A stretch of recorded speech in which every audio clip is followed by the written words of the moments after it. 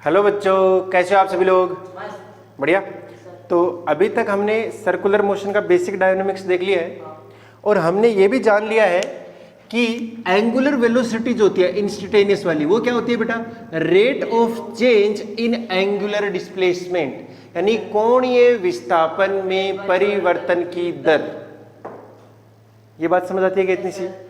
अगर आपको ये बात समझ आती है तो आपको अल्फा भी समझ में आ रहा होगा। और अगर ये किसी दिन क्या हो जाए बेटा, इसका मतलब है कि ओमेगा क्या हो जाएगा, और अगर वो ओमेगा कांस्टेंट है उसे ही क्या बोलते हैं बेटा? Uniform circular motion.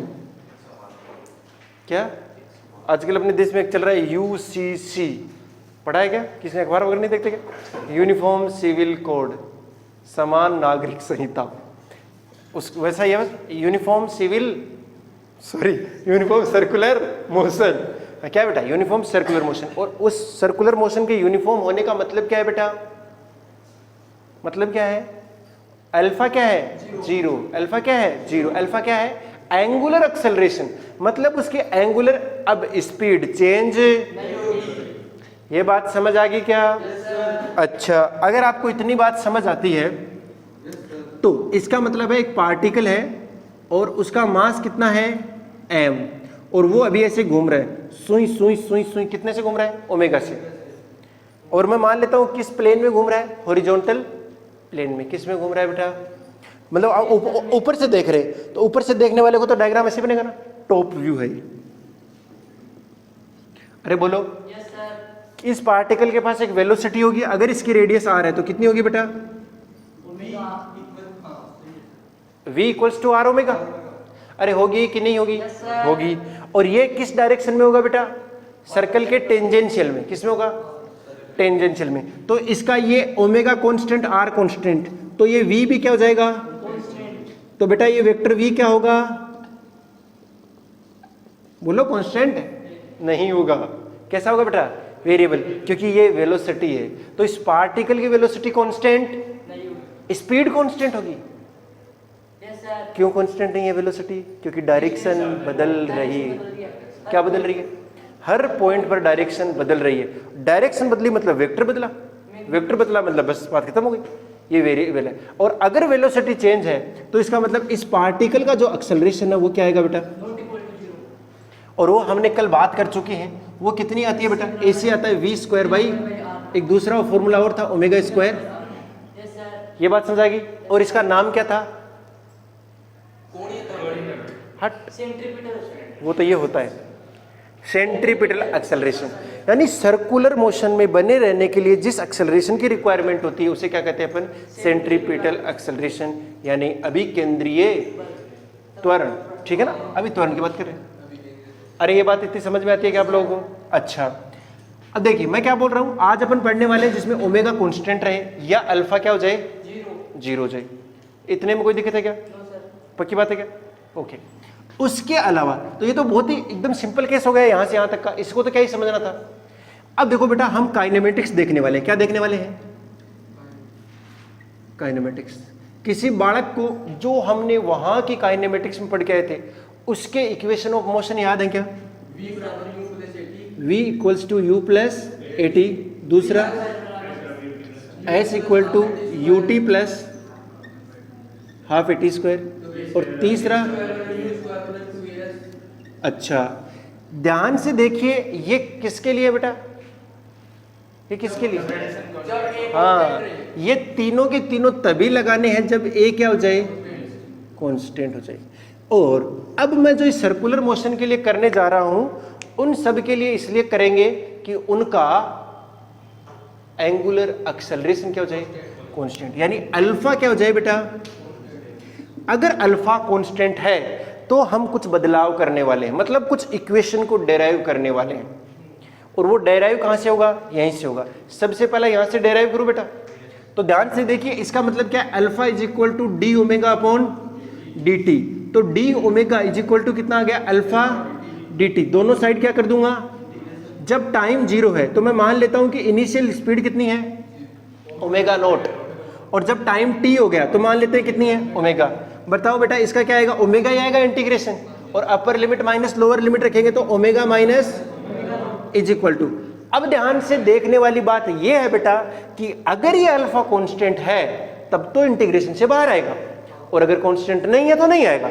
हम मान के चल रहे हैं कि अल्फा क्या है बेटा, अगर अल्फा कांस्टेंट है तो बाहर आएगा, और बाहर आएगा तो अंदर क्या बचेगा, टी। अरे बोलो। तो कोई बच्चा अगर ध्यान से देख पा रहा है अल्फा टी, ये वही फॉर्मूला है जो ये है। यहां वेलोसिटी है, यहां एंगुलर वेलोसिटी है, यहां एक्सेलरेशन है, यहां एंगुलर एक्सेलरेशन है। तुम्हें ये बात दूर दूर तक समझ नहीं आ रही, ऐसा लग रहा है? पक्का पक्का रही है। और ये इक्वेशन वैलिड कब होगी, अल्फा कांस्टेंट तभी हो सकती है जब अल्फा क्या हो, कांस्टेंट। अगर अल्फा ऐसा दे दिया है आपको, जैसे दे दिया θ/2, इस तरीके से डिपेंड कर रहा है, दे ही सकता है यार, तो इसका मतलब अल्फा चेंज हो रहा है, और अगर अल्फा चेंज हो रहा है तो इक्वेशन नहीं लगेगी। फिर अपन को इन इक्वेशन से काम करना पड़ेगा। कौन सी इक्वेशन है बेटा, ये general equation of circular motion. हरी बात समझ गए, ये वाली इक्वेशन आई। दूसरी, इस ओमेगा को क्या लिख सकते हैं बेटा, is equal to omega naught plus, तो ये dt को मल्टीप्लाई कर दो, कितना आएगा ये, omega naught dt plus alpha T dt, integration कर दो दोनों साइड। जब टाइम 0 है तो मैं मान लेता हूं कि आपका क्या है, θ1 है, और जब टाइम t हो गया तो डिस्प्लेसमेंट होगा θ2, नहीं पोजीशन होगी, क्या होगी बेटा, पोजीशन। तो ये क्या निकल के आएगा, θ2 माइनस θ1 इक्वल्स टू, ये क्या आ गया, omega naught T plus half alpha T square.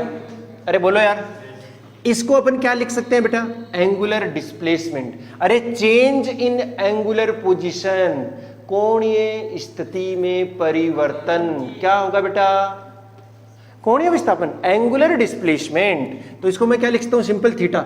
जैसे वहां पर अपन एस लिखते हैं, वास्तविकता में एस है क्या बेटा, चेंज इन पोजीशन, स्थिति सदिश में परिवर्तन, चेंज इन पोजीशन वेक्टर, यही तो करते हैं। इसका मतलब क्या, फाइनल पोजीशन माइनस इनिशियल, और यही यहां लिखा है मैंने, फाइनल माइनस इनिशियल। तो थीटा इक्वल्स टू कितना आ गया बेटा, omega naught T plus half alpha T square. तीसरा इक्वेशन और ले आते हैं, ये वाला। किसी को याद है ये आया कैसे था, इसका डेरिवेशन कैसे किया था,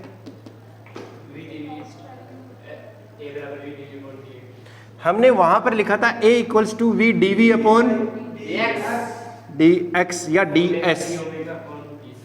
अब यहां क्या लिखेंगे बेटा, alpha is equal to omega D omega upon D theta.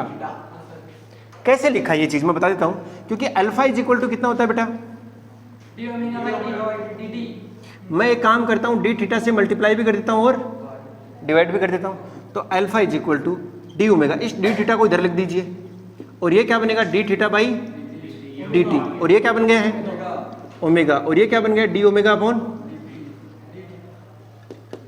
D theta को इधर गोली मारो, तो इधर कौन बचा, omega D omega. Alpha constant है, और ये क्या है बेटा, डिस्प्लेसमेंट, ये क्या है डिस्प्लेसमेंट, और इसका क्या हो जाएगा, ओमेगा नोट से ओमेगा, अरे बोलो यार, तो ये क्या है, ओमेगा स्क्वायर बाई 2, लिमिट आएगी ओमेगा नोट से is equal to alpha theta. थोड़ा ध्यान से देखेंगे तो ये आएगा square is equal to omega naught square, minus का आएगा, मैंने उधर भेज दिया है, प्लस 2 अल्फा थीटा।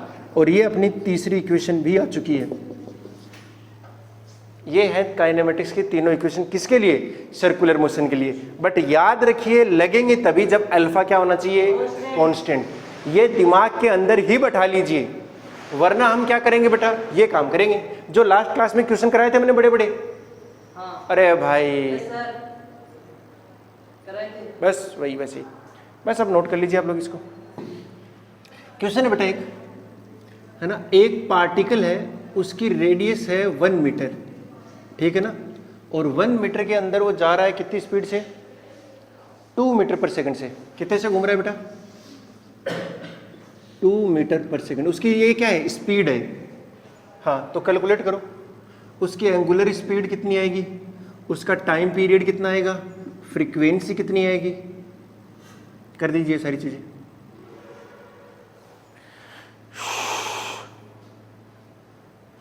और एक एक्सेलरेशन कितना आएगा। ये देखो बेटा, ए पूछा है, ये एसी भी पूछ सकता है, ये एसी, एसी का मतलब सेंट्रीपिटल एक्सेलरेशन, और ए मतलब नेट एक्सेलरेशन दोनों का √AC² + AT²।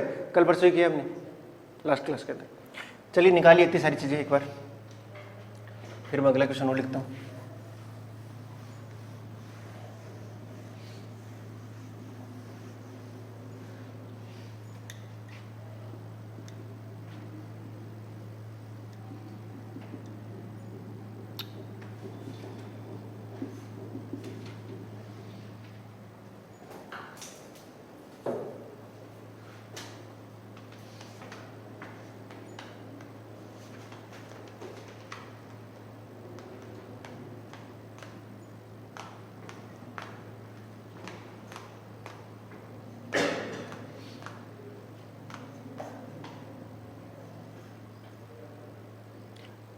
किसी का निकला?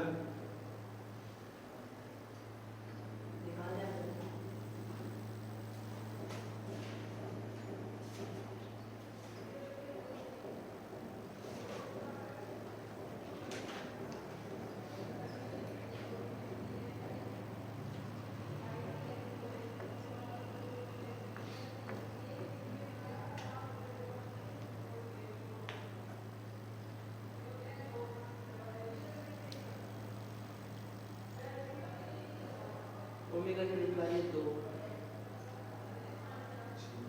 दो ही है, दो क्या यूनिटी तो बोल।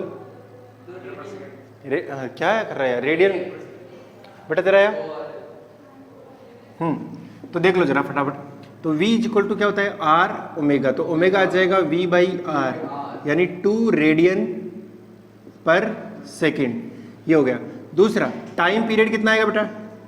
एक चक्कर पूरा करने में कितना टाइम लगेगा? 2πr/v, या इसको लिख सकते हो 2π/ओमेगा।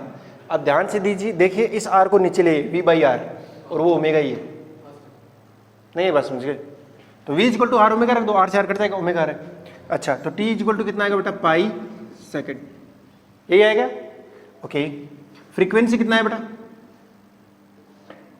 1/पाई हर्ट्ज। टाइम पीरियड का उल्टा, यस सर। सोचना ही नहीं था ज़्यादा। बताओ AC कितना आया? एक्सेलरेशन, सेंट्रीपिटल एक्सेलरेशन v²/r, ये आएगा 4 मीटर। मैं जस्ट मैग्नीट्यूड बात कर रहा हूँ। तो नेट एक्सेलरेशन कितना आएगा बेटा? वो इसी के बराबर ही आएगा, क्योंकि 80 यहाँ पर क्या है? 0 है। अरे अल्फा 0 है ना यार। तो AC कितना जाएगा? मतलब 4 ही आएगा ये। अरे बात समझ गए क्या यार? चलिए इसको देखिए फिर, क्वेश्चन नहीं है ऐसे ही, कंसेप्ट क्या होता था हम लोगों को सुन लीजिए बस ऐसा ही।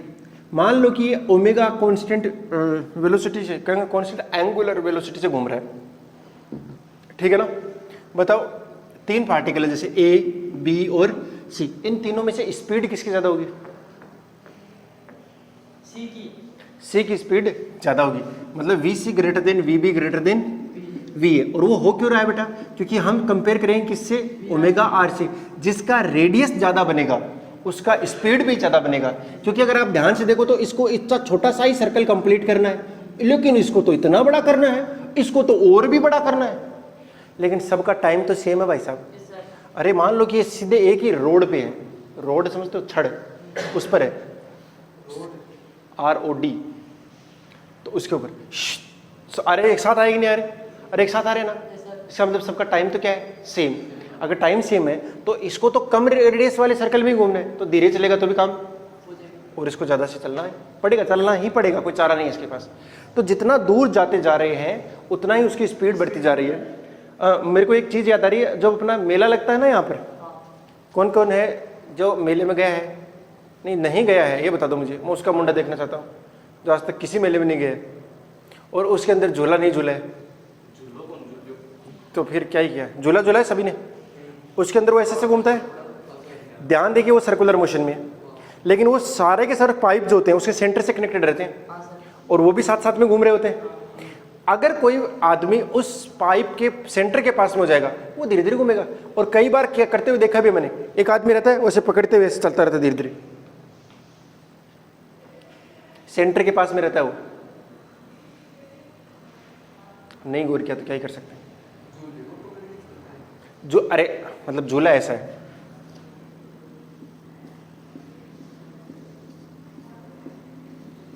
समझ रहे हैं? अभी ऐसे घूम रहा है, तो कोई आदमी यहाँ इसको पकड़े खड़ा है ऐसे, है ना, वो थोड़ी देर में जब ये आएगा तो इसके ऊपर चढ़ जाएगा, फिर इसके ऊपर चढ़ जाएगा, ऐसे चढ़ता रहता है, और रहता वही है लेकिन ऐसे घूमता रहता है। एडवेंचरस करना होता है थोड़ा बहुत, लेकिन एक्चुअली वो कर इसलिए पा रहा है क्योंकि यहाँ की स्पीड क्या है बेटा, काफ़ी कम है। अगर वो यहाँ होता तो उसे स्विंग स्विंग जाना पड़ता है। समझ रहे हो क्या बात को? अरे बोलो। और जितना दूर जाएगा उतना ही एक्सेलरेशन की वैल्यू बढ़ेगी बेटा। क्या सच में बढ़ेगी? देख लेते हैं, क्योंकि AC बराबर क्या होता है बेटा, उससे देख नहीं पाएंगे, ओमेगा स्क्वायर। एक चीज कांस्टेंट होनी चाहिए, ये फॉर्मूला ठीक है, कोई दिक्कत नहीं है, लेकिन तुम्हारा R इंक्रीज हो रहा है, V भी तो इंक्रीज हो रहा है, दोनों बढ़ रहे हैं, इससे पता नहीं चलेगा ढंग से। इससे पता लगेगा क्योंकि उसमें ओमेगा क्या है, कांस्टेंट है। तो जैसे जैसे R बढ़ रहा है वैसे वैसे आपका एक्सेलरेशन बढ़ेगा, तो ज़्यादा फोर्स भी चाहिए भाई, जितना ज़्यादा दूर होगा। अरे चाहिए कि नहीं चाहिए? चाहिए चाहिए चाहिए। बट अब आप एक क्वेश्चन लिख दीजिए, अगला लिखिए, मैं लिखवाता हूँ। एक कण नियत कोणीय त्वरण अल्फा से वर्तीय गति प्रारंभ करता है। ए particle starts circular motion with alpha acceleration, with alpha angular acceleration लिखना बेटा, एंगुलर। एक कण नियत कोणीय त्वरण अल्फा से बेटा कांस्टेंट लिख लिया, कांस्टेंट एक्सेलरेशन है ना, हाँ लिखो, गति प्रारंभ करता है। तो एक चक्कर पूरा करने में लिया गया समय, then find out time to complete one round, then find out time to complete one round. तो एक चक्कर में लिया गया, नहीं, एक चक्कर को पूरा करने में लिया गया समय ज्ञात करें। ऑल्सो फाइंड तथा यह भी ज्ञात करें,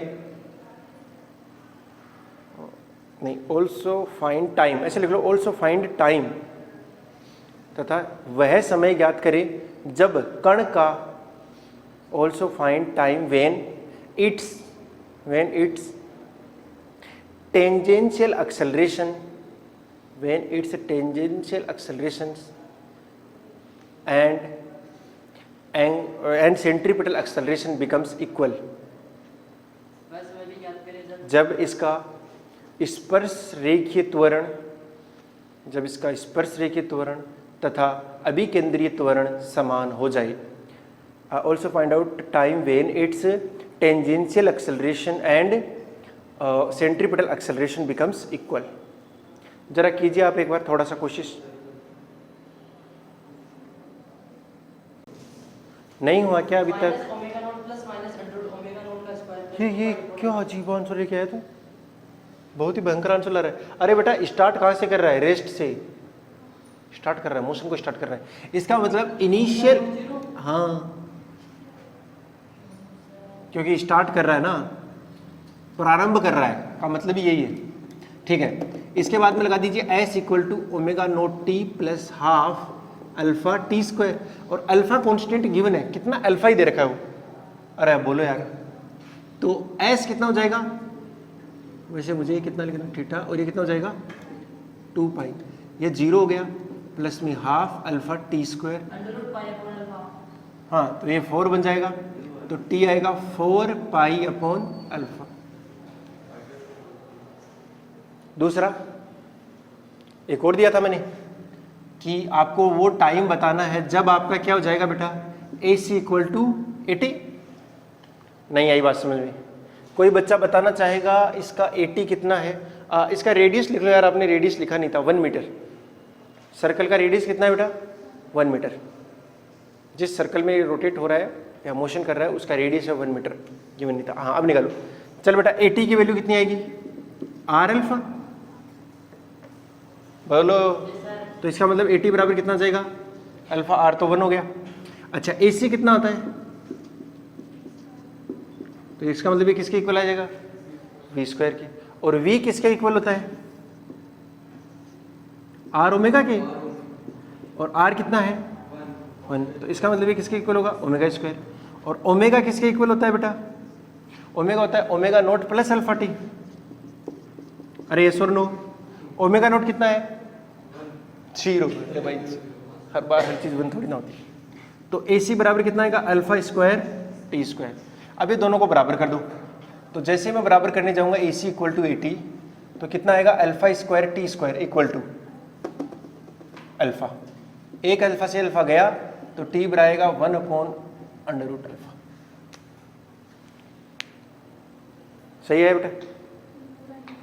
पूरा नहीं किया, दिमाग लग रहा था कि ऐसे ही करना होगा शायद, ठीक है ना। मैं अगला क्वेश्चन लिखाता हूं, repeat above question if alpha is equal to T radian per second square. Repeat above question if alpha is equal to 2 radian per second square. अरे बोलो, कर लोगे क्या? उपरोक्त क्वेश्चन को पुनः हल करें यदि अल्फा बराबर T radian per second square है।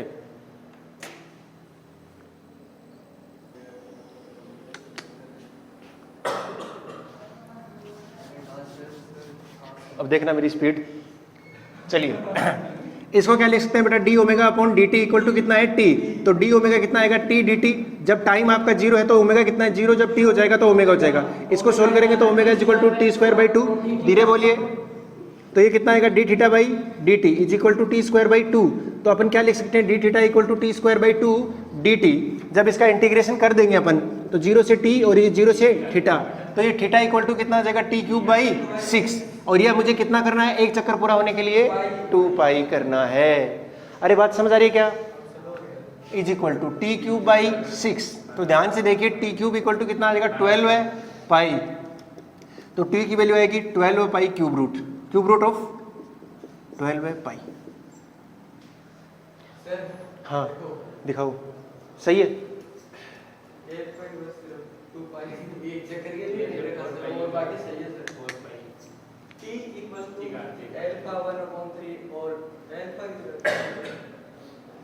अरे ठीक है ना यार, क्या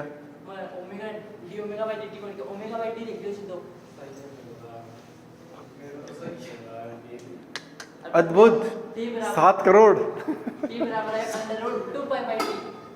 अरे अगला क्वेश्चन क्या था बेटा, वो टाइम निकालना जब आपका AC इक्वल टू 80 हो जाए। तो बेटा 80 कितना आता है R अल्फा, तो ये कितना आ जाएगा T आ जाएगा, R की वैल्यू तो 1 है। अरे बोलो, और AC कितना आता है ओमेगा स्क्वायर R, वो R तो 1 हो गया, ओमेगा ये रहा, किधर गया ये रहा। और इसका क्या कर दो, स्क्वायर करो, स्क्वायर ये देखिए हुआ है, कर दियो।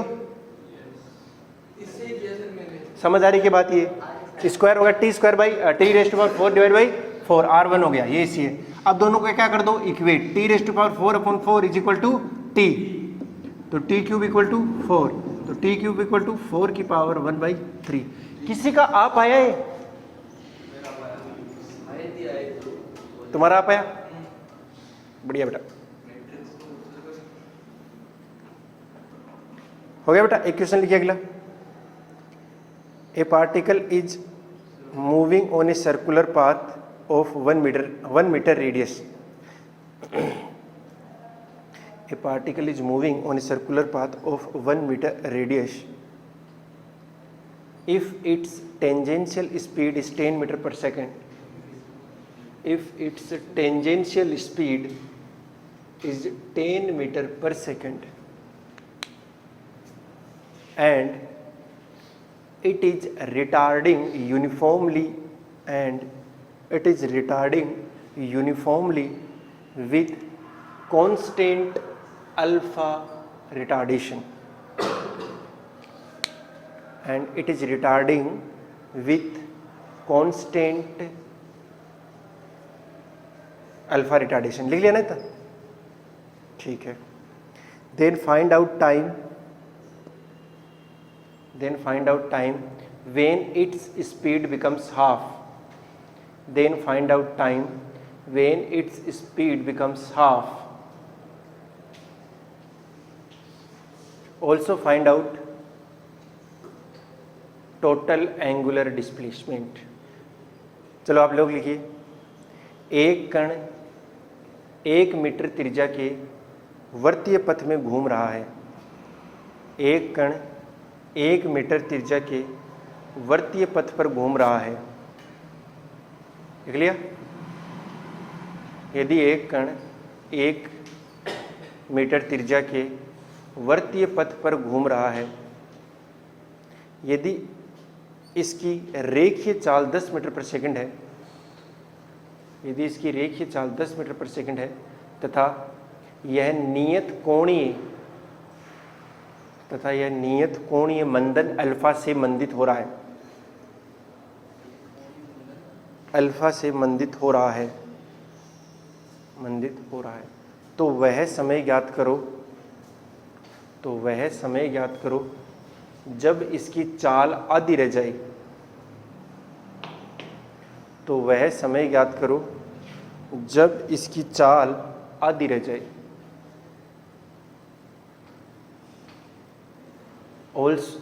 तथा कण द्वारा तय कुल विस्थापन, कुल कोणीय विस्थापन भी ज्ञात करो, तथा कण द्वारा तय कुल कोणीय विस्थापन भी ज्ञात करो।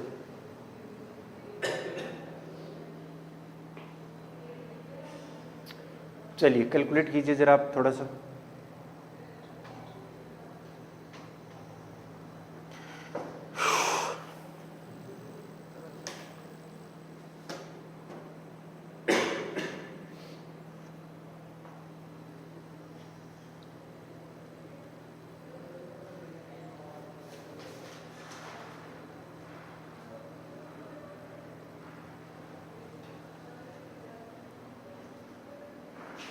क्वेश्चन क्या है बेटा, एक बार बोलना। 10 मीटर पर सेकंड स्पीड है और अल्फा उसका रिटार्डेशन है ना। तो बेटा अल्फा कांस्टेंट गिवन है क्या, तो कान खड़े करो आपके इक्वेशन लगेंगे।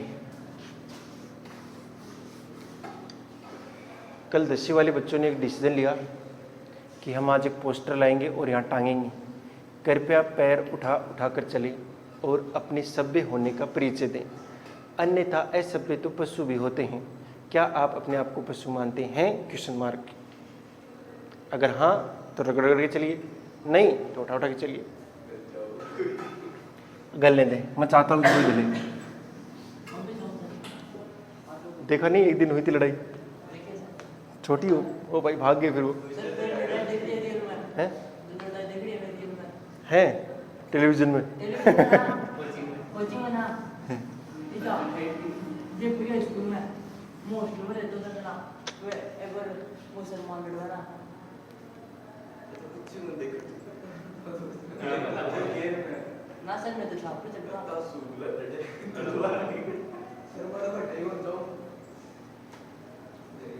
चलिए बताइए इसका आंसर दीजिए।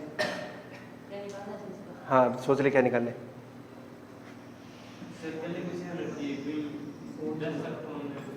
Omega is equal to omega naught plus alpha T लिखेंगे, लेकिन यहाँ पर क्या लिख देंगे माइनस, क्योंकि ये रिटार्डेशन हो रहा है। ये ओमेगा नोट बाई 2 हो जाएगा क्या, क्योंकि स्पीड आधी तो एंगुलर स्पीड भी आधी हो ही जाएगी। तो आपका टी कितना आ गया बेटा, यही आएगा। हाँ ओमेगा नोट कितना है, 10 ही है। 5 बाई अल्फा नहीं आ रहा क्या, 2 कैसे, ये कैसे आ गया तेरा? AC बराबर आ रहा है 20/r। AC नहीं पूछा ही नहीं मैंने। AC से निकाल रहे हैं सर मैं। क्यों निकाल रहे हैं तुम? मैंने बोला स्पीड आधी होनी चाहिए बेटा, एक्सेलरेशन के लिए तो बोला ही नहीं मैंने।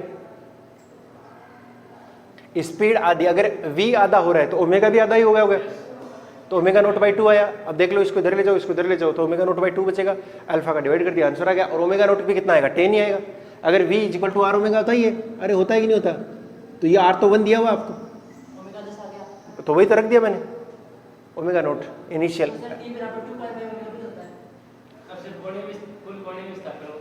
यार मतलब हद ही होगी तुम्हारी, ओमेगा कांस्टेंट भी होना चाहिए वहां पर, ये तो ओमेगा बदल रहा है सर। ओमेगा बाई और ओमेगा कांस्टेंट रहने के लिए अल्फा 0 होना चाहिए। दूसरा अपन ये लगाएंगे omega square is equal to omega naught square plus 2 alpha. हमें क्या चाहिए, एंगुलर डिस्प्लेसमेंट चाहिए टोटल, तो ये फाइनल तो रुक ही जाएगा। और ये ओमेगा नोट कितना देर का 10 माइनस 2 अल्फा थीटा, तो थीटा बराबर आएगा 50 अपॉन अल्फा रेडियन, और ये आएगा second.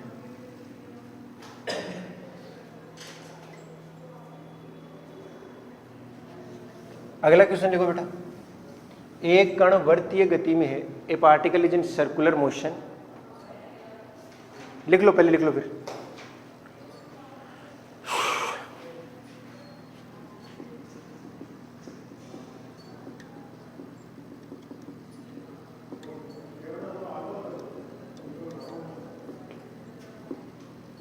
A particle is in circular motion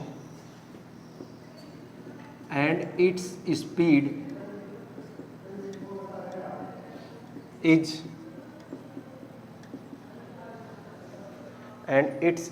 is t square meter per second.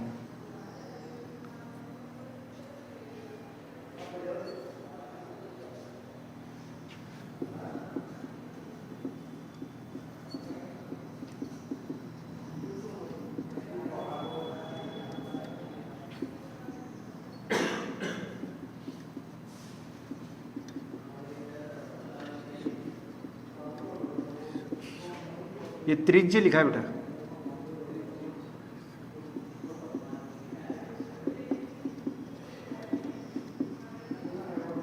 लिख लो बेटा। देन फाइंड आउट टाइम, यहां तक लिख लिएगा। Then find out time when its acceleration makes angle 60 degree with radial direction.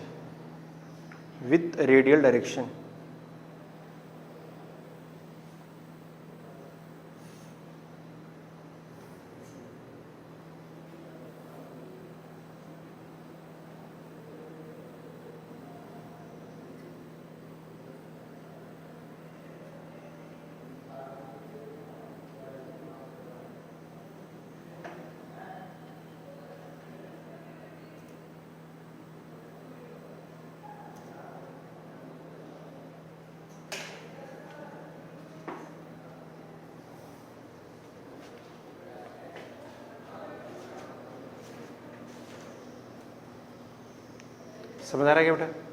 समझ आना चाहिए वैसे।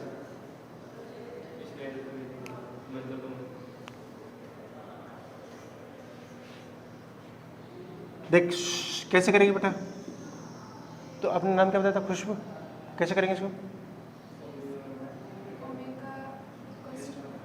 देखिए वी तो गिवन है आपको, वी गिवन है, इसका मतलब ओमेगा भी गिवन है क्योंकि आर गिवन है।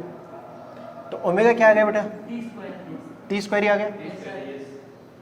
अब आपसे पूछा गया है कि वह टाइम जब आपका इसका एक्सेलरेशन, ये नहीं बोला है कि सेंट्रीपिटल है कि टेंजेंशियल है।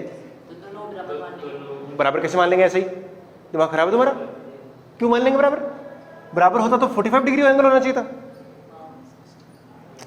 देखो देखो देखो देखो देखो देखो गांव वालों, देखो इसके सेंटर की तरफ क्या लगेगा?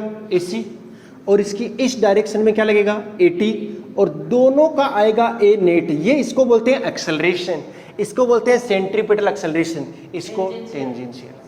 और ये जो एक्सेलरेशन है ये रेडियल डायरेक्शन है और ये टेंजेंशियल डायरेक्शन है। ये त्रिज्य दिशा है, ये स्पर्श रेखा, इसके साथ एंगल कितना आ रहा है? 60 डिग्री। इसका मतलब होगा बेटा tan 60 जो आएगा वो कितना आएगा? 80 अपॉन। ये बात तुम्हें दूर दूर तक समझ आई कि नहीं आई? कैसे करेंगे? जिसके साथ एंगल नहीं बनता है डिवाइड बाय एंगल बनता है, साइन अपॉन कोस, यही तो लिखते हैं। अच्छा ये कितना आएगा बेटा? √3 times 80 is equal to, sorry सही लिखा मैंने? कोई दिक्कत है अभी तक? नहीं है। बताओ √3 AC कितना होता है बेटा? Omega square R। कितना होता है? Omega square R। इसका स्क्वायर कर दीजिए, T⁴ into 1 is equal to 80 कितना होता है? R alpha. तो पहले अल्फा कैलकुलेट कर लो, इसका डिफरेंशिएशन कर दो।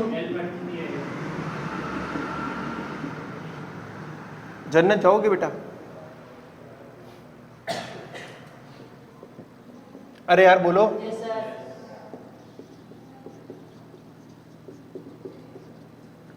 अल्फा R या R अल्फा, R से R वैसे भी कैंसिल आउट हो जाएगा, ठीक है ना यार?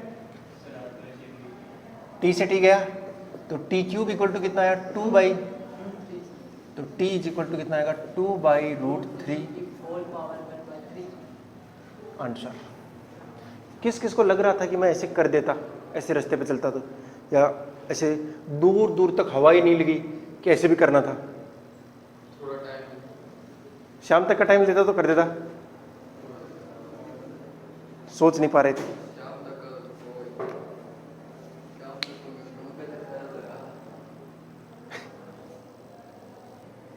ठीक है, अब देखिए एक और क्वेश्चन करते हैं।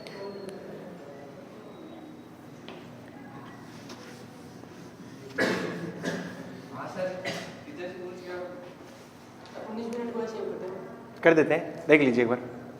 ऐसा है बेटा कि दो, मतलब वही रेडियस 1 मीटर है मेरी फेवरेट, और दो पार्टिकल है और वो दोनों एक ही जगह से स्टार्ट कर रहे हैं। कौन कौन? A and B. जो ए है बेटा उसका ओमेगा है 3 रेडियन पर सेकेंड, और जो बी है बेटा उसका है 5 रेडियन पर सेकेंड। और ये जिस लोकेशन से स्टार्ट हो रहे हैं उस लोकेशन का नाम क्या दे दूं मैं? ओ दे दूं बेटा। अब देखो बेटा स्पीड ज्यादा किसकी है? 5 वाले की। तो पहले चक्कर कौन कौन पूरा करेगा? यही करेगा, सीधी सी बात है। पहले एक राउंड पूरा करेगा, करेगा या नहीं करेगा? आपको ये बताना है कि ये अगली बार कितनी देर बाद में इस ए वापस दोनों एक साथ एक ही जगह इस पे आ जाएंगे नेक्स्ट टाइम। जैसे अगर एक चक्कर पूरा किया, अरे हो सकता है कि मान लो कि जैसे बी है, बी ने 3 चक्कर लगाए और ए ने कितने लगाए? 2 ही लग पाए उससे, और तब बराबर हो गए। अरे आ सकते हैं ना? दोनों एक साथ कब आएंगे? हाँ दोनों एक साथ। 15 लगा लो, एक 5 लगाओ। अब देखो इसको अगर ऐसे सोचोगे तो भी कर ही सकते हो वैसे, बट मैथ से कर दे तो कब मना कर रहा हूं मैं। लेकिन दूसरा तरीका बेटा ये है, रिलेटिव से कर दें। किससे कर दें?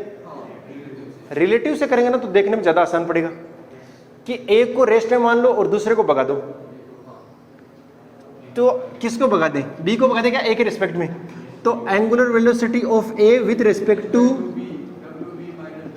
और दोनों की सेम डायरेक्शन में ही है, तो कितना आएगा? 5 माइनस 3 इक्वल टू 2 रेडियन पर सेकेंड। हाँ तो टाइम कितना आएगा बेटा? टाइम कितना आएगा? उसका एंगुलर डिस्प्लेसमेंट 2n पाई होना चाहिए। कितना होना चाहिए? डिवाइड बाई 2, तो कितना आया? n पाई सेकेंड। अब मुझे बताओ इसका टाइम पीरियड कितना है टी ए का? बोलो n पाई बाई 3 ना, 2 पाई बाई 3। इसका मतलब है, और बी का भी बता दो साथ साथ, 2 पाई बाई 5। तो ए ने 1 सेकंड में कितना, मतलब 1 सेकंड मतलब एक चक्कर लगाने में कितना टाइम लेगा बेटा? एक चक्कर में कितना टाइम है? 2 पाई बाई 3, यानी 2 पाई बाई 3 में एक चक्कर। तो 1 सेकंड में कितने चक्कर हुए बेटा? 3 अपॉन में 2 पाई। और टोटल चक्कर कितने हो गए टोटल? बोलो 3 अपॉन 2 पाई इंटू में टाइम कितना दिया हुआ है? n पाई, पाई से पाई। इसका मतलब है कि जो ए वाला है बेटा उसके कितने चक्कर पूरे हो गए? 2 चक्कर हो गए। और उसके ए वाले के 3 हो गए, बी वाले के 5 हो गए। ए वाले कितने हो गए? 3, और बी वाले के 5। कितने चक्कर हो गए? 5। अरे समझ गए? ठीक है बेटा, बाकी बचा हुआ करेंगे नेक्स्ट क्लास में। चलो, wishing you all the very best. मिलते हैं नेक्स्ट क्लास में, तब तक के लिए बाय, जय हिंद।